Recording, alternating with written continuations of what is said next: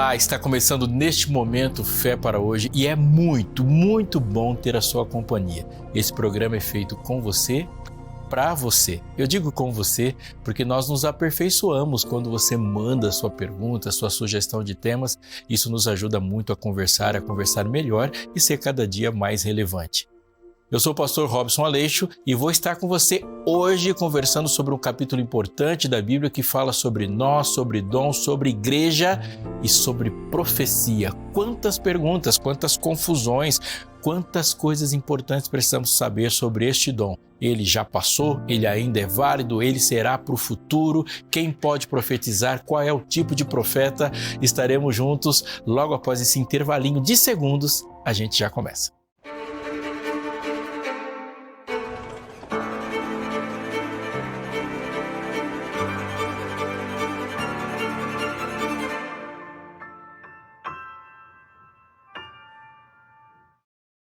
Você já parou para pensar no que significa profetizar de verdade?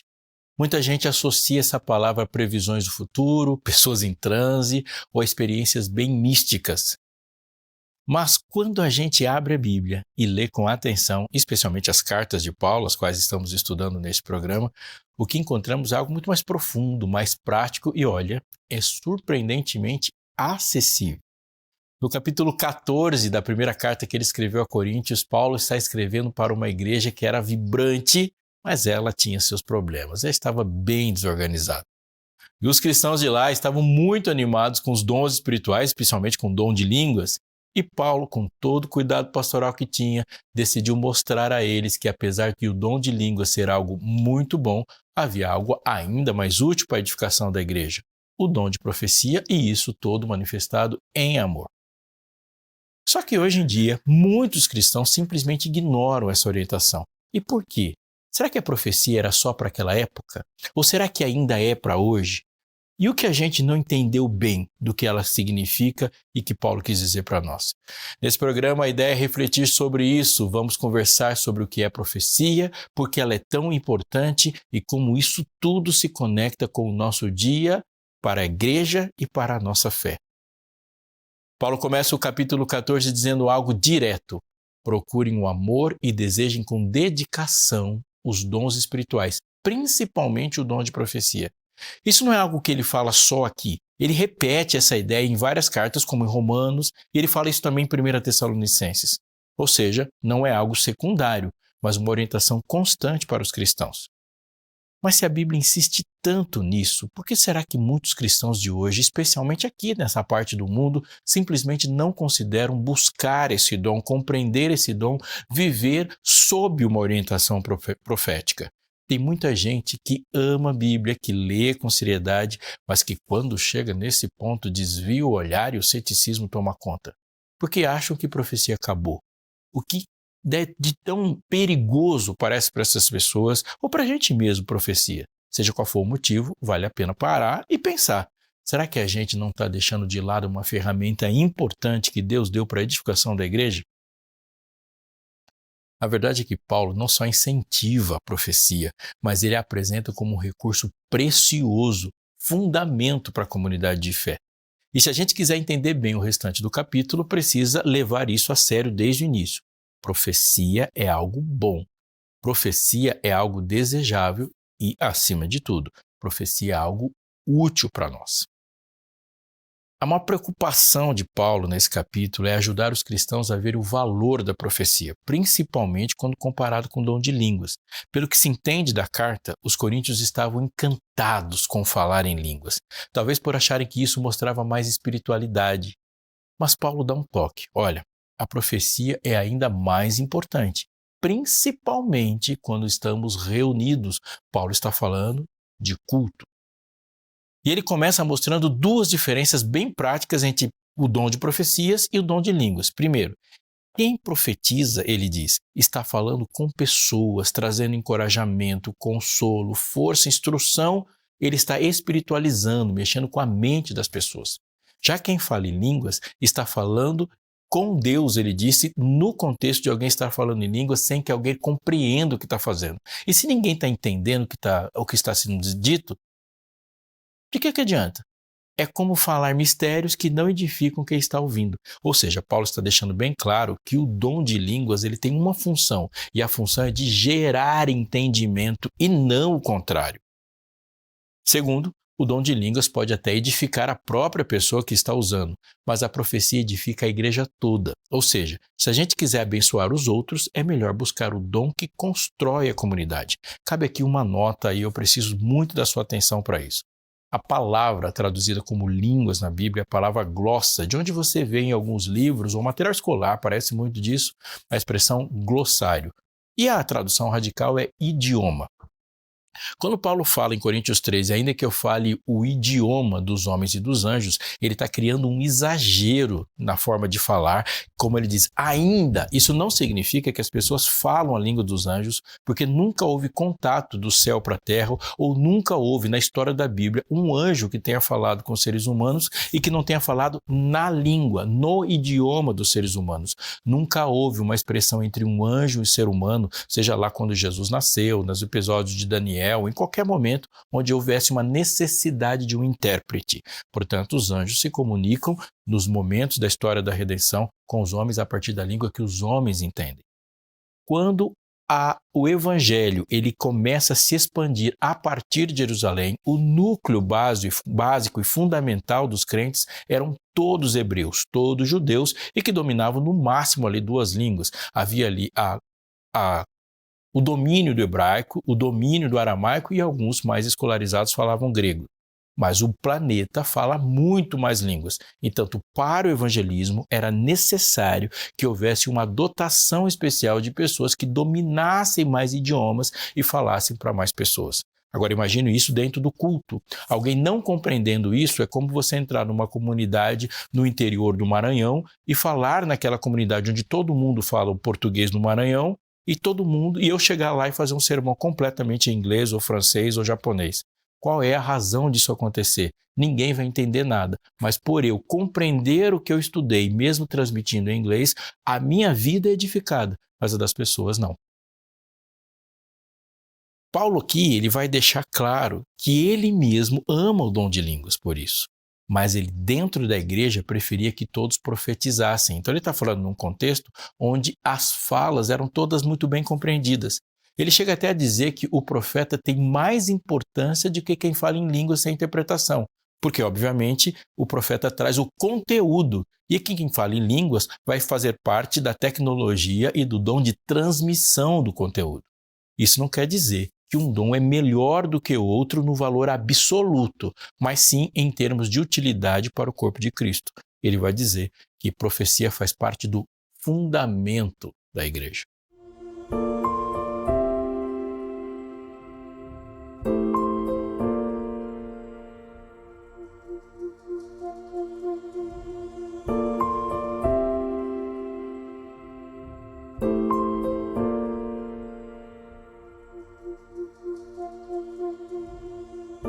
A profecia, de acordo com Paulo, é uma forma de revelação. Ela pode ser algo que convence uma pessoa do pecado, que revela coisas escondidas do próprio coração, que leva alguém a reconhecer a presença de Deus naquele ambiente. Isso tudo é muito poderoso, além de nos levar a compreender quais são os grandes desafios da nossa época. Ela tem como objetivo edificar a igreja. Interessante, não é algo perfeito ou infalível no sentido da forma perfeita de transmissão, porque o profeta é um ser humano. Paulo já tinha dito isso antes, que tudo que fazemos, inclusive a profecia, é em parte. Não se esqueça, o profeta é um ser humano e o dom não o desumaniza. Por isso ele orienta que as profecias sejam avaliadas por outros. Isso mostra que não é uma mágica, não é um negócio místico automático. A profecia pode ser espontânea, mas também pode vir de alguém que refletiu a partir de revelações anteriores e orou e buscou entender a situação com sabedoria. O que eu estou querendo dizer para você, isso é muito importante que a gente compreenda, que a revelação se dá também de forma dinâmica. A profecia é quando alguém cheio do Espírito, sob o poder deste, percebe as necessidades também de uma outra pessoa. Não é só sobre passado, sobre presente ou sobre futuro, é sobre a vida na igreja. Quando o profeta vai falar de uma pessoa, ele também pode falar de uma comunidade, ele pode falar algo, seja uma frase simples ou um discurso mais elaborado, mas a profecia também traz conforto.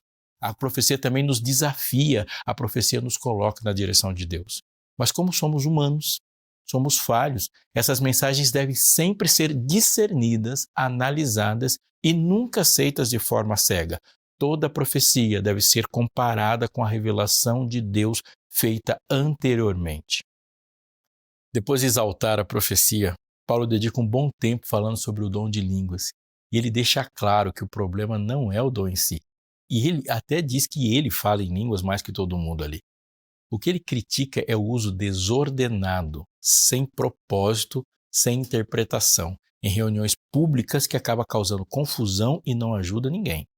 Se alguém chega numa reunião da igreja e só ouve um monte de sons sem sentidos, vai achar que está no meio de gente maluca. Paulo até usa exemplos engraçados quando ele fala disso. Ele fala uma harpa que só faz um som ou uma trombeta que não dá um toque claro para a batalha. Ou seja, é como se o dom não tivesse uma função. E, por favor, pense muito disso. O dom tem uma função e a função é transmitir, fazer a ponte entre uma forma de linguagem e outra forma de linguagem. E na igreja, tudo deve servir para edificar. Paulo insiste. Se alguém vai falar em línguas na igreja, deve orar para também conseguir interpretar. Colocando de uma forma prática, você entrou no lugar em um país hispano. Se você vai falar em português, tem que ter alguém que transmita do português para o espanhol.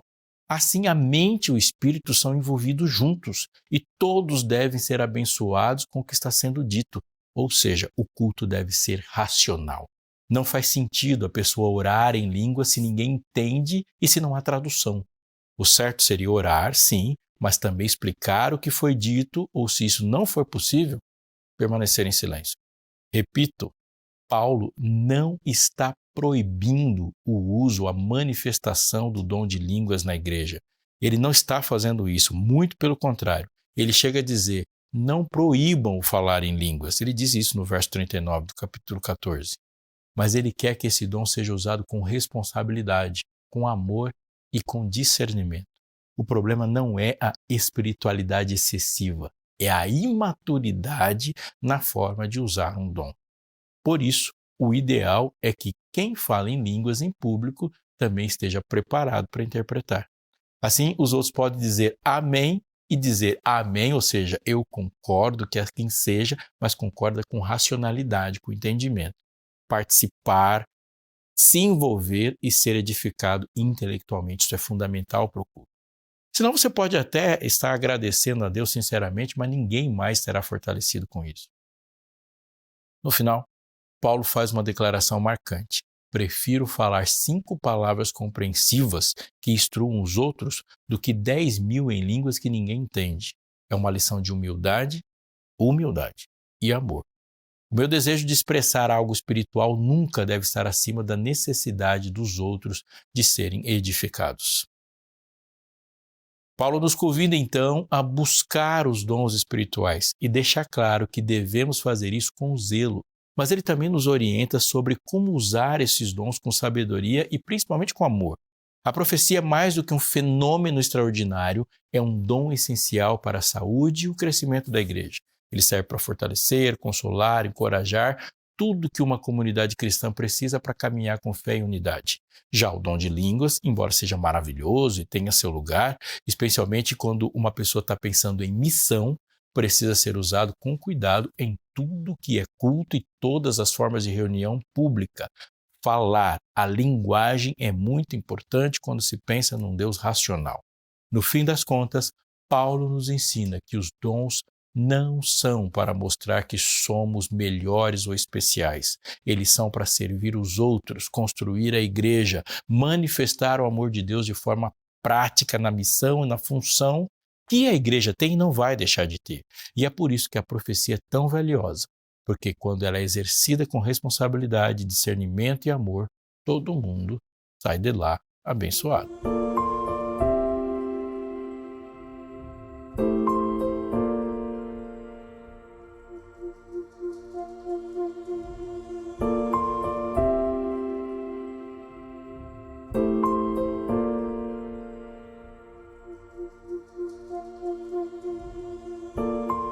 Alguns trechos da carta de Paulo aos Coríntios deixam a gente com a cabeça coçando.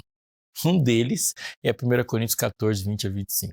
Quando a gente olha assim logo de cara, parece que Paulo está se contradizendo. Primeiro ele diz que as línguas são sinal para os incrédulos e profecia para os que creem.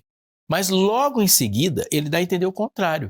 Que se os descrentes ouvirem a gente falando em línguas, vão achar que está todo mundo maluco. E se ouvirem profecias, aí sim podem ser tocados, reconhecer os seus pecados e até adorar a Deus. Como é que é? Vamos lá. Na verdade, o que Paulo está fazendo é ensinar a igreja a amadurecer. Ele começa o parágrafo dizendo que é hora de deixar o comportamento infantil e crescer mentalmente, crescer espiritualmente. Ele faz isso no verso 20. Isso já tinha aparecido antes na carta. Ele falou isso no 4,14, no 13,11, se você quiser, você dá uma conferida. A ideia é clara. Quando os coríntios se empolgavam demais com o dom de língua, sem pensar no bem dos outros, na compreensão dos outros, na transmissão do idioma, eles estavam sendo como crianças que só queriam brincar com seus brinquedos e sem se importar com ninguém. Olha a língua que eu aprendi a falar, comecei a falar. E aí entra em uma citação do Antigo Testamento, e é essa que ele diz, mais precisamente essa de Isaías 28, dos versos 11 a 12. Paulo, como era comum entre os judeus, chamava todo o Antigo Testamento de a lei. E nesse trecho, Isaías está repreendendo o povo de Deus que não deu ouvidos a Deus. Como consequência, Deus diz que vai falar com eles por meio de gente estrangeira, invasores que falam línguas diferentes, como os assírios e depois os babilônios. Ou seja, o fato de ouvir línguas estranhas era um sinal de julgamento, de que estavam afastados de Deus. Então, quando Paulo diz que as línguas são um sinal para os descrentes, ele não está dizendo que é um sinal positivo. Ele está dizendo que é um sinal de juízo, como aconteceu com Israel. Ouvir algo que você não entende gera confusão, sensação de distância, insegurança, que é diferente da profecia, que aproxima a pessoa de Deus. Por isso, quando os coríntios falavam em línguas sem tradução, acabavam afastando os outros em vez de aproximar. E ele usa essa referência. Se você já entrou num culto onde todo mundo falava em línguas e você não entendia nada, talvez você saiba bem como é a sensação de estar deslocado, como se Deus não estivesse falando com você. O próprio Paulo dá uma pista importante com a palavrinha portanto, no versículo 23. Ele está construindo um argumento lógico. Se as línguas são um sinal de julgamento, algo ruim nesse contexto, então devemos evitar usá-las de maneira desordenada no culto. Caso contrário, todos os crentes, quanto os descrentes, vão se sentir confusos e vão se sentir afastados. A profecia faz o contrário disso. Ela edifica quem crê. Versos 3 a 5 testificam disso. E pode tocar profundamente quem ainda não crê. Pode fazer com que o coração da pessoa seja exposto, que ela reconheça a sua culpa, perceba que Deus está presente e se prostre em adoração. Nós vemos os profetas do Antigo Testamento fazendo isso, nem uma, nem duas, mas muitas vezes. A conclusão de Paulo aqui é que os dons espirituais não servem só para edificar os crentes. Uma vez que eles edificam a igreja abençoa o mundo. Eles também são uma ferramenta poderosa para revelar a presença, a santidade e a graça de Deus para os descrentes. Mas para isso, precisam ser usadas de forma consciente, organizada e com maturidade.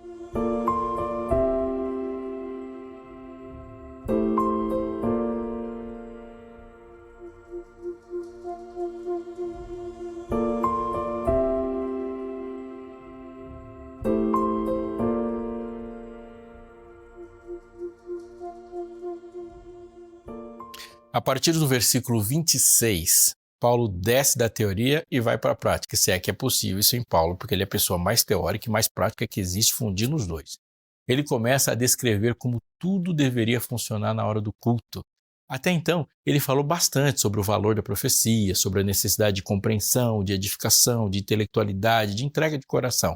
Mas ele mostra como isso se organiza na prática.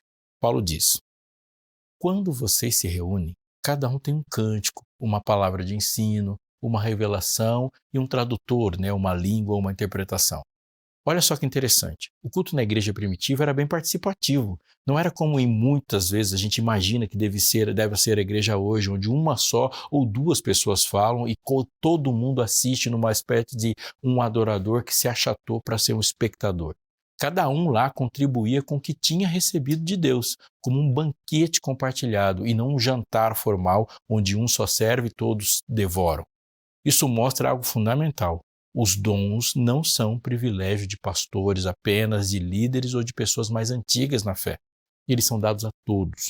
Por isso, Paulo faz questão de lembrar: tudo deve ser feito para a edificação da igreja. Em outras palavras, não basta ter um dom, é preciso usá-lo de forma que abençoe os outros. E se você vai fazer ou dizer e não vai edificar, então é melhor guardar para si naquele momento, porque o objetivo é edificar. Paulo continua com algumas orientações. Se alguém falar em línguas, que sejam só 2 ou 3 e sempre com interpretação. Você já deve ter visto isso em algum lugar, quando vem alguém de um outro país e que está transmitindo uma mensagem. Quantas pessoas estão ao seu redor? No máximo, e talvez em algum momento tenha 2, mas quando nós estamos falando de interpretação, de tradução, ela só pode acontecer de forma organizada se tiver poucas pessoas mesmo. Se não houver quem interprete, a pessoa deve ficar em silêncio. O mesmo vale com a profecia. 2 ou 3 devem falar e os outros devem avaliar o que foi dito. Lembrando que o uso da palavra profecia nesse sentido, quando se fala de culto para Paulo, ele não está dizendo do profeta clássico como encontramos no Antigo Testamento, o profeta canônico, que só tinha um mesmo. Ele está falando da maneira como a profecia se desdobra entre nós na transmissão da mensagem. Ele fala que se outro tiver uma palavra enquanto um estiver falando, o primeiro deve parar. Isso mostra que, apesar de serem dons espirituais, esses momentos não acontecem fora do controle. Paulo deixa claro: o espírito dos profetas está sujeito aos profetas. Ou seja, ninguém pode dizer: não consegui me conter, foi mais forte do que eu, fui tomado pelo espírito e falei sem querer. Ele está dizendo que isso não existe. Isso não é coerente com a atuação do Espírito de Deus. O que Deus faz em paz, ele faz em paz e é um Deus de paz e não de confusão. O espírito dos profetas está sujeito aos próprios profetas, significa que o profeta tem poder e controle sobre a sua mente. Por isso, Paulo diz que a profecia deve ser discernida. Ela precisa estar alinhada com as Escrituras. Deve exaltar Jesus como Senhor e tem que edificar a igreja. Não é para sair aceitando qualquer coisa sem pensar, como ele mesmo ensina em 1 Tessalonicenses 5, do versículo 19 até o 22. Não apague o espírito, ele diz. Não despreze as profecias, mas examinem tudo. Fiquem com o que é bom e rejeitem o que é mau. E como dizem por aí, como peixe, cuspa as espinhas.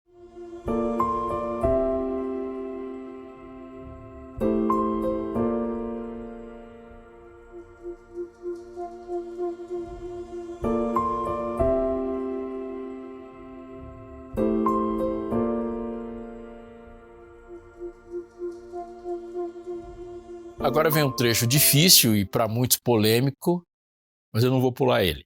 As mulheres, embora dê vontade, as mulheres devem ficar em silêncio na igreja, diz o texto no capítulo 14, bem no verso 34. A primeira leitura, parece que Paulo está proibindo completamente as mulheres de falar no culto.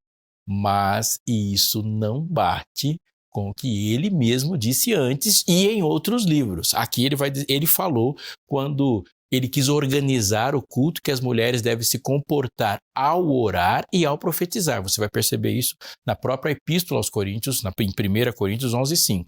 Ou seja, ele já assumiu que as mulheres falavam em público.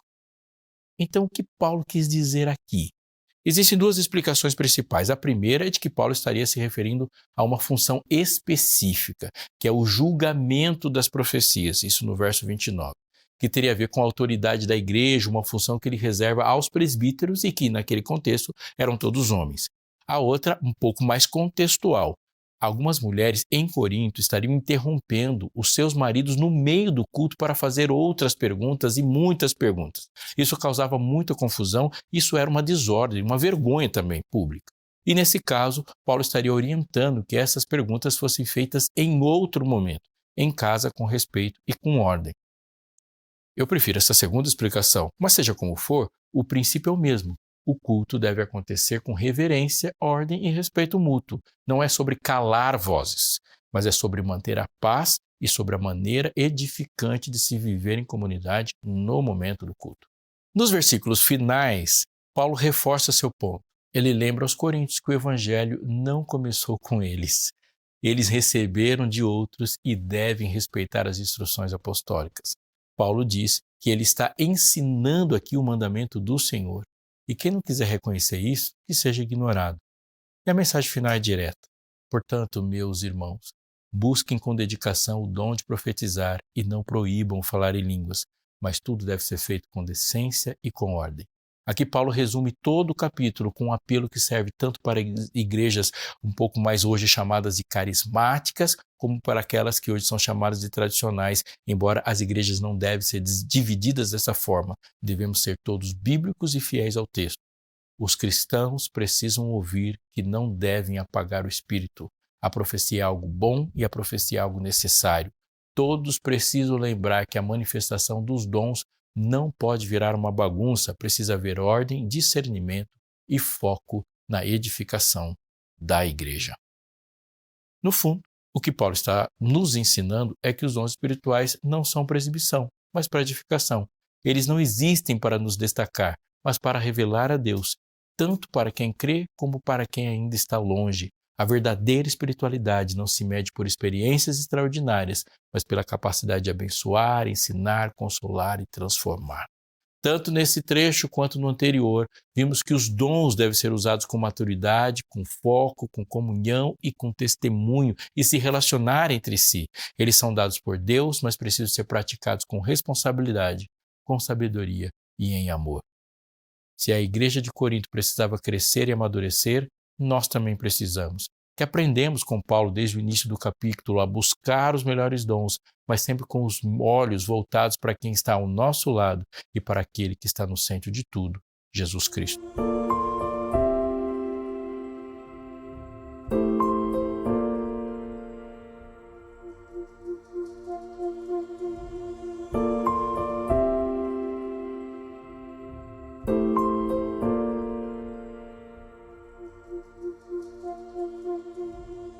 Quer saber mais sobre este assunto? Quer se aprofundar, ter uma base bíblica para ter segurança em opinar, em saber, inclusive o que pode estar acontecendo com você ou com as pessoas ao seu redor e como você deve instruir as pessoas sobre o dom de línguas, por exemplo? Eu tenho aqui uma dica para você e é um presente também. A revista Esperança Novo Tempo, Na Mira da Verdade, traz entre esses assuntos outros também. Esse especificamente na lição 6, o dom de línguas. Vem falando aqui na capa, ó, o dom de línguas é um dom que vem de Deus, como ele pode, vai se manifestar, deve ser usado, como compreender, como discernir o que é verdadeiro, como discernir o que é falso. Essa revista chega até você por meio dos Anjos da Esperança. Isso significa que você não precisa pagar por ela. É só ligar para a gente, falar com a gente, mandar uma mensagem para a gente ou entrar no site da Escola Bíblica da Novo Tempo, novotempo.com/Escola Bíblica, solicitar essa revista que ela chegará para você de graça. Me despeço com essa dica, esperando que você se submeta ao poder de Deus e à autoridade da sua palavra e já marcando encontro para o nosso próximo Fé para hoje.